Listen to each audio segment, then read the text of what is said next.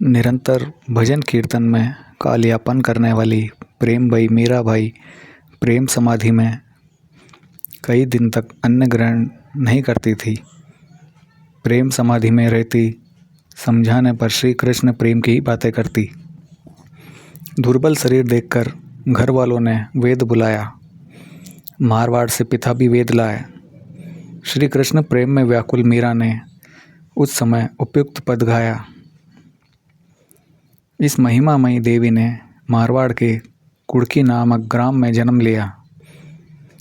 चित्तौड़ के सिसोदिया वंश में महाराणा सांगा के ज्येष्ठ पुत्र भोजराज के साथ इनका मंगल परिणय हुआ। इन्होंने विवाह के समय अपने बाल्यकाल के प्राणधन श्री गिरधर लाल जी के श्री विग्रह के साथ फेरा लिया था। नारी जाति को पुनीत करने वाली यह गौरवमयी देवी श्री गिरधर लाल को ही अपना पति मानती थी। उन्हीं के प्रेम में दिन रात छलकी रहती और अत्यंत सरस पदों में उन्हें ही अपने हृदय की व्यथा सुनाया करती थी। मीरा की उत्कंठा और मीरा की लालसा परम दिव्य और अनुपम थी। इसी कारण उसने श्री कृष्ण को अपना बना लिया था। मीरा का प्रेम, मीरा का विश्वास अद्वितीय था। वह अपना अधिक से अधिक समय अपने जीवन धन परम प्रीतम के ध्यान, प्रार्थना और उनके नाम कीर्तन में व्यतीत करती थी। विधि के विधान से कुमार पर भोजराज परलोक सिधारे। राजगद्दी पर मीरा के देवर विक्रमाजीत आसीन हुए। साधु महात्माओं का संग एवं उनकी सानिध्य में भजन कीर्तन, मीरा का यह ढंग उन्हें बहुत अखरा। मीरा को समझाया गया तो उन्होंने अपना दृढ़ संकल्प प्रकट कर दिया। श्री मीरा के दृढ़ निश्चय, अटल विश्वास और पूर्ण निर्भयता और त्याग को विक्रमाजीत नहीं समझ सका। उन्होंने चरणामृत के बहाने मीरा को विष भेज दिया।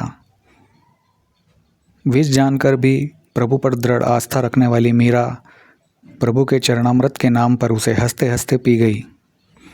विष अपना प्रभाव खो चुका था। जो मीरा की सत्संगति एवं कीर्तन रति में वृद्धि होती गई, त्यों तो राणा विक्रमाजीत का रोष बढ़ता गया।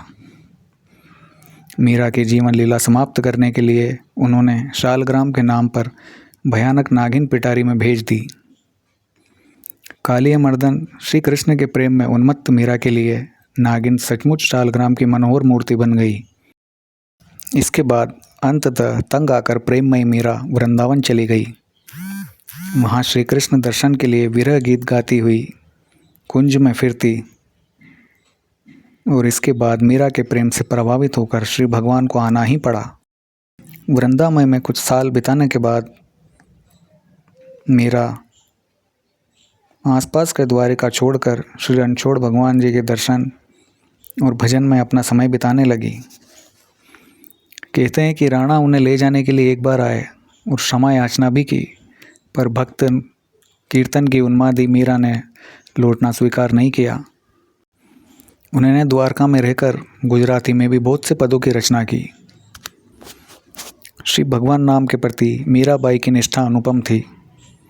उन्होंने अपने पद के माध्यम से बार बार जनमानस को नाम जप के लिए प्रोत्साहित किया। वे कहती हैं, राम नाम के बिना जीव की मुक्ति संभव नहीं। फिर अनेक योनियों में जन्म, जरा, व्याधि, मरण का कष्ट सहना पड़ता है। सुख शांति का केंद्र तो जगत के आधार प्रभु का मधुर नाम ही है। श्री राम नाम की शक्ति एवं उसकी महिमा श्री मीरा जानती थी। इस अनमोल धन को प्राप्त कर वे कृतार्थ हो गई। भक्तिमती मीरा की भगवत प्रीति, तीव्र अनुभूतियाँ उनके सरस पदों में जैसे साकार हो चुकी। मीरा श्री कृष्ण प्रेम की सजीव पुतली थी। दिव्य नाम की अनन्य उपासिका थी। उनका मन प्रभु के नाम ही रटन करता रहता था और वे उन्हीं के ध्यान में मग्न रहती थी। तो ये था श्री मीराबाई का चरित्र।